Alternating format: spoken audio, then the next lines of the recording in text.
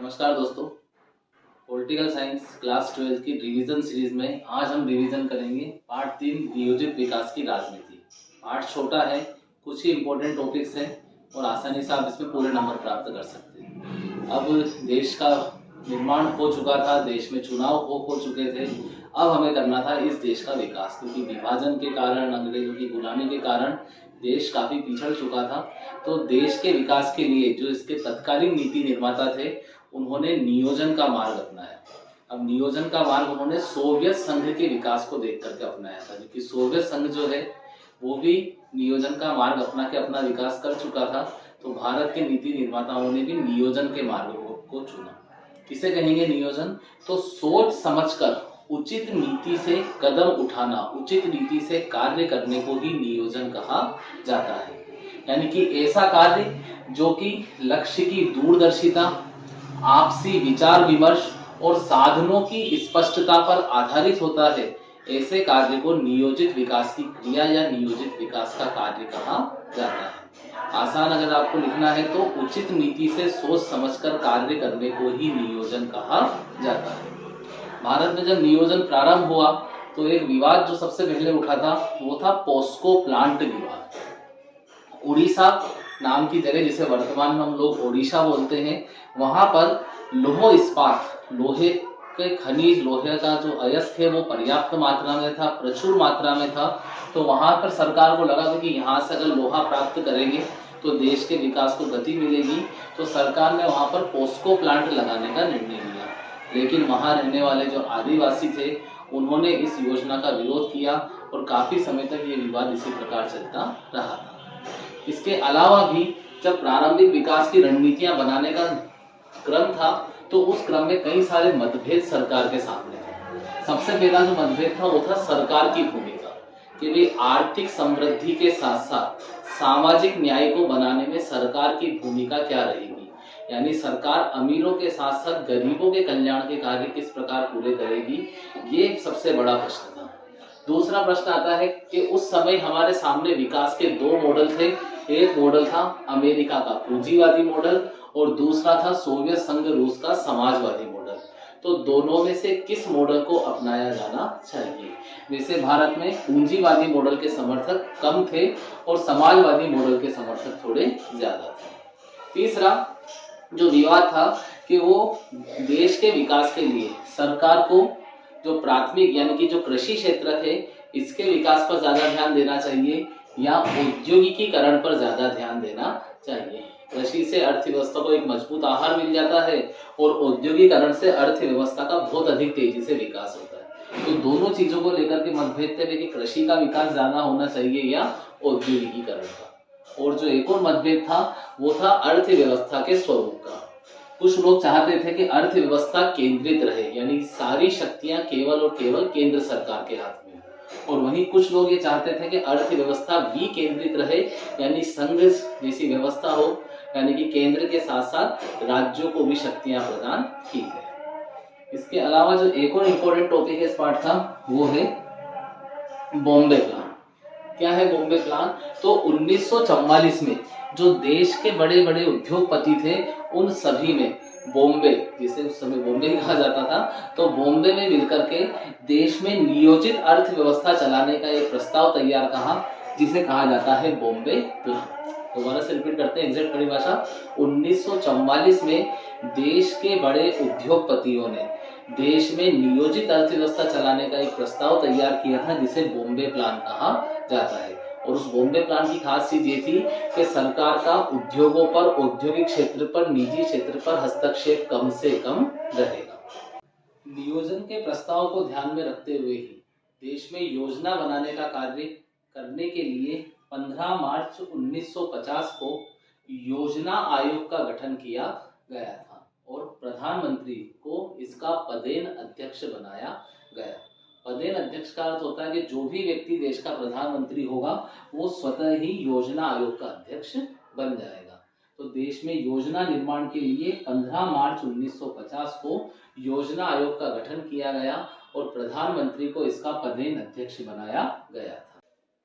15 मार्च 1950 को बने योजना आयोग के द्वारा, इसके पदेन अध्यक्ष होते हैं प्रधानमंत्री, उनके द्वारा जो योजनाएं बनाई गई उनमें से दो योजनाएं हमारे सिलेबस में हैं।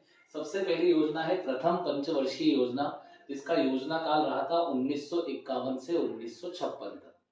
इस योजना के अंतर्गत जो योजनाकार थे, इस योजना को बनाने वाले जो व्यक्ति थे, उनका नाम है के.एन. राज। इन्हीं के द्वारा इस योजना का निर्माण किया गया था और इस योजना में संपूर्ण ध्यान केंद्रित किया गया था देश के कृषि क्षेत्र पर।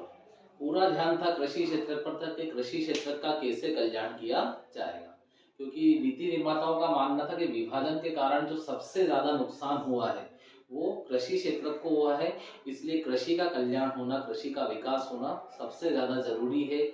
इसी योजना काल में देश की बड़ी बड़ी बहुउद्देशीय परियोजनाएं जैसे कि भाखड़ा नागल परियोजना, हीराकुंड बांध परियोजना जैसी परियोजना का निर्माण किया गया था। और कृषि का किस तरह से विकास किया जा सके, भू सुधार की जो नीतियां हैं वो सब नीतियां भी इसी योजना काल में लागू की गई थी। तो इम्पोर्टेंट है कि पहली योजना 1951 से 56 तक, इसके योजनाकार है के.एन. राज और इसमें सर्वाधिक ध्यान दिया गया था कृषि क्षेत्र पर। द्वितीय पंचवर्षीय योजना, तो इस पंचवर्षीय योजना का योजना अवधि है 1957 से 1962 और इस योजना के योजनाकार का नाम है पी.सी. महालनोबिस। और इनके द्वारा जो योजना बनाई गई थी उसमें सर्वाधिक ध्यान दिया गया था उद्योगों पर, यानी कि औद्योगिक क्षेत्र पर।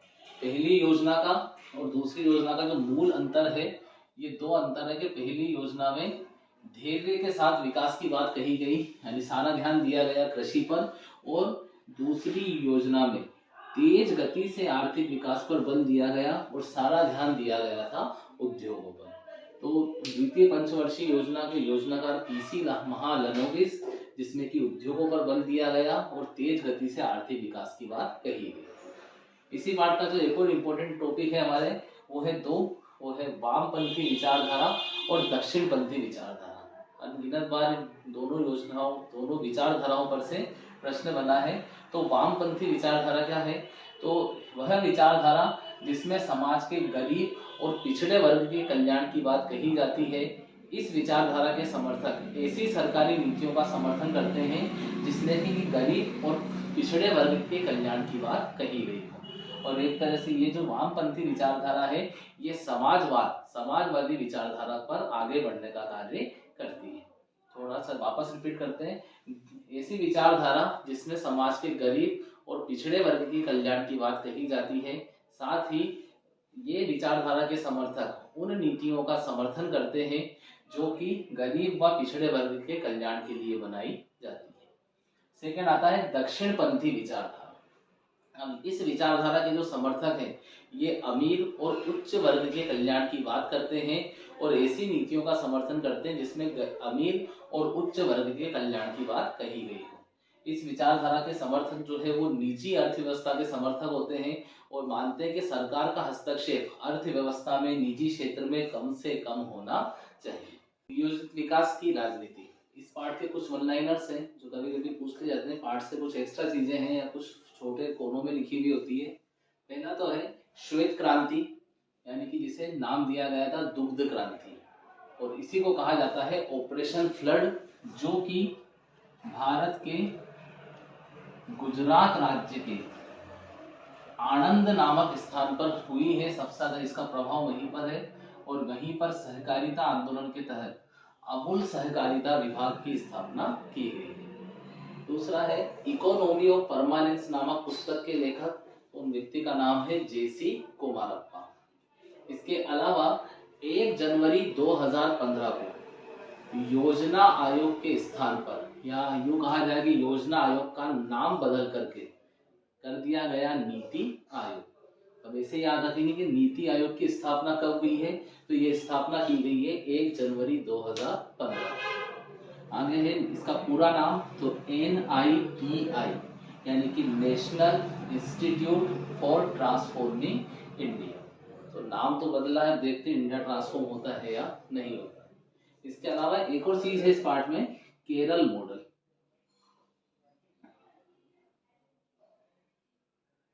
भारत के केरल राज्य में सर्वप्रथम विकेंद्रित अर्थव्यवस्था का एक मॉडल लागू किया गया, जिसमें उन्होंने स्थानीय स्तर के बुद्धिजीवियों को, गरीब लोगों को और योजना निर्माताओं को शामिल किया और केरल का आर्थिक, राजनीतिक, सामाजिक, शैक्षणिक हर तरह का विकास बहुत तेजी से हुआ। तो केरल के विकेंद्रित मॉडल को ही नाम दिया गया था केरल मॉडल। इस पार्ट में और भी कई सारी चीजें हैं, लेकिन एग्जाम काफी पास है, तो जो इम्पोर्टेंट टॉपिक्स थे वो मैंने इस वीडियो में कवर करने का पूरा प्रयास किया है और उम्मीद है कि आपको इससे काफी हेल्प मिलेगी। यहाँ तक लगता है कि अगर आप इस वीडियो को अच्छे से पढ़ेंगे, समझेंगे, तो इस पार्ट में से आपका कोई मार्क्स कटने वाला नहीं।